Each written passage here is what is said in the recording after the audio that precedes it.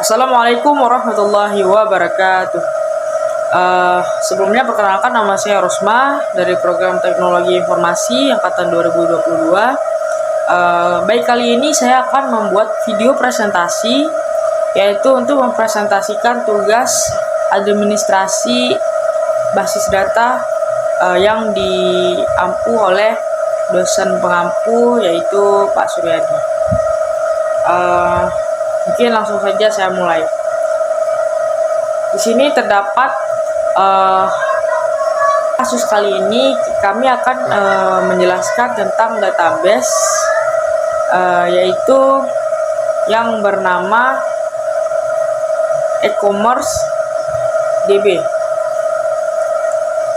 Yaitu di sini kita memiliki satu database yang bernama e-commerce DB dengan 3 tabel di dalamnya, yaitu ada tabel pelanggan, tabel produk, dan tabel transaksi. Untuk tabel pelanggannya sendiri itu berisi ID pelanggan, nama, email, nomor telepon, dan kata sandi. Untuk tabel produknya sendiri itu terdapat ID produk, nama produk, harga, dan stok. Untuk tabel transaksinya sendiri juga memiliki ID transaksi, ID pelanggan, ID produk, jumlah, total harga, serta tanggal transaksi, yang dimana database ini menghubungkan ketiga tabel tersebut.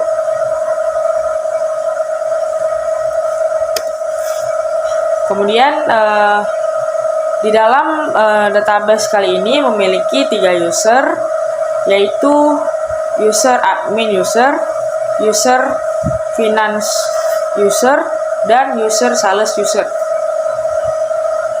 Kemudian kita akan memberikan hak akses kepada ketiga user tersebut, yang dimana admin user akan memiliki hak akses penuh kepada semua tabel.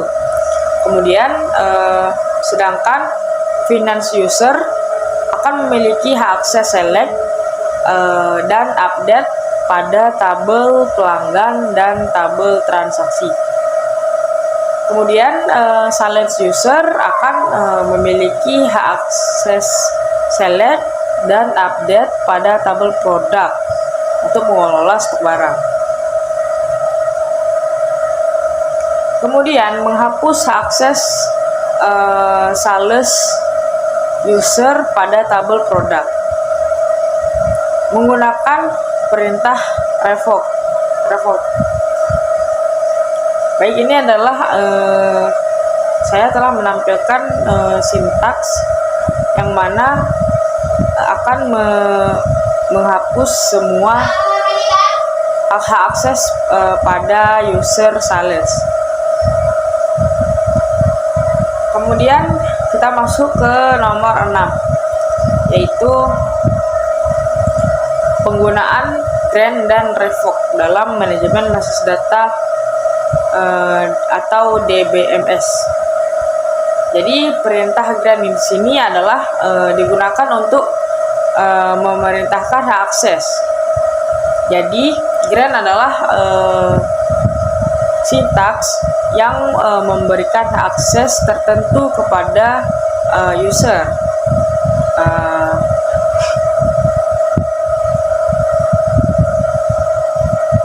Sedangkan revoke adalah perintah untuk menghapus hak akses yang telah diberikan sebelumnya.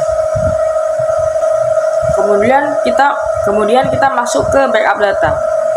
Backup data itu sendiri adalah proses untuk membuat salinan cadangan dari data yang ada dalam database. Proses ini sangat penting untuk menghindari kehilangan data yang dapat terjadi karena berbagai alasan backup.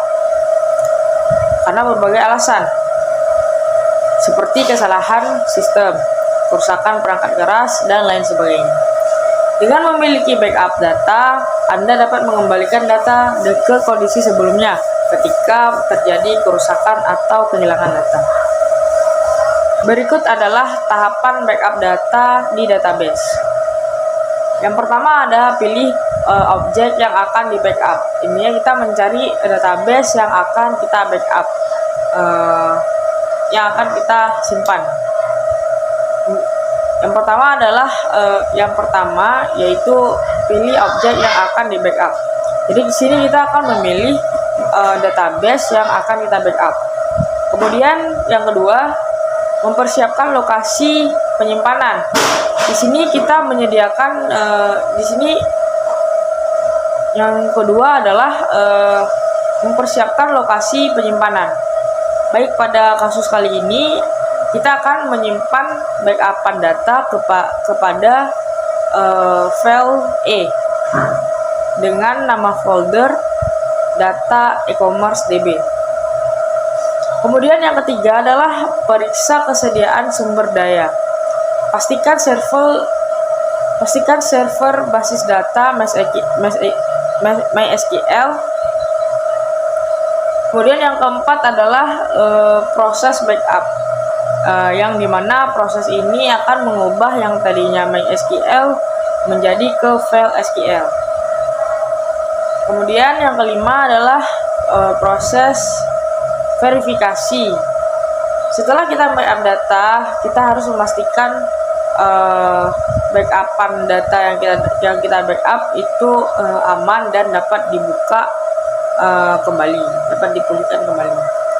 Berikut adalah sintaks untuk backup data, yaitu adalah MySQL dump, min-u, root, min-p, e-commerce DB pelanggan transaksi, to e data e-commerce. Kemudian kita masuk ke restore data. Restore data adalah proses pengembalian data yang telah di backup. Jadi tadi kita telah membackup data, sekarang kita akan mengembalikan data tersebut.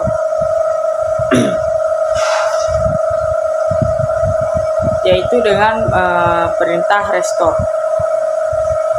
Tahapan-tahapan restore data adalah yang pertama, pastikan backup data tersedia.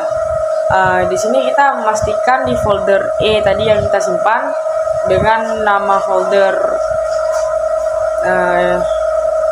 data e-commerce itu aman dan masih ada. Jadi jangan sampai terhapus dulu. Kemudian yang kedua, pastikan database tujuan. Di sini kita akan memastikan MySQL yang sudah ada.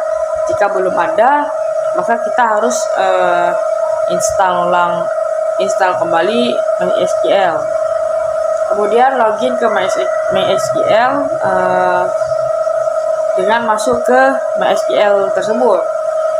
Kemudian proses restore dilakukan menggunakan perintah MySQL. Kemudian verifikasi data setelah restore. Kita harus memastikan apakah restore yang kita lakukan itu berhasil.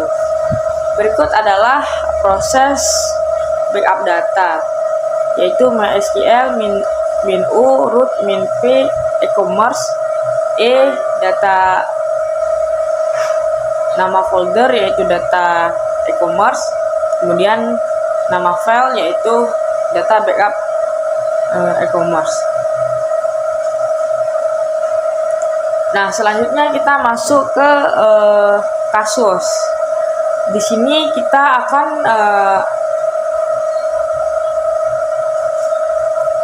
memakai salah satu nama pelanggan yaitu Citra atau ID pelanggannya nomor 3. Dia akan membeli 3 unit smartphone atau ID produk nomor 102. Sebelum kita melakukan proses transaksi yang lebih lanjut, terutama kita harus memeriksa dulu apakah stok untuk smartphone itu masih ada. Maka kita harus memeriksa dengan perintah select stock from product where ID product 102.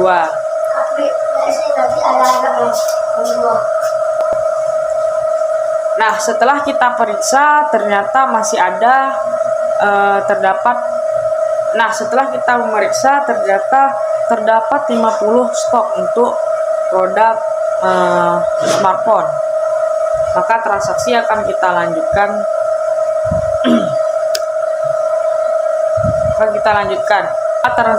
Nah, setelah kita memeriksa atau mengecek stok yang tersedia pada unit smartphone, ternyata terdapat 50 stok, maka proses pembelian akan dilanjutkan dengan stok barang di tabel produk akan dikurangi sesuai jumlah pembelian. Kemudian mencatat transaksi pembeli. Pembelian pada tabel transaksi dengan ID pelanggan nomor 3, ID produk 102, jumlah yang dibeli itu 3. Berikut adalah sintaksnya, yaitu update produk. Yang kita ubah itu adalah di bagian fill stock.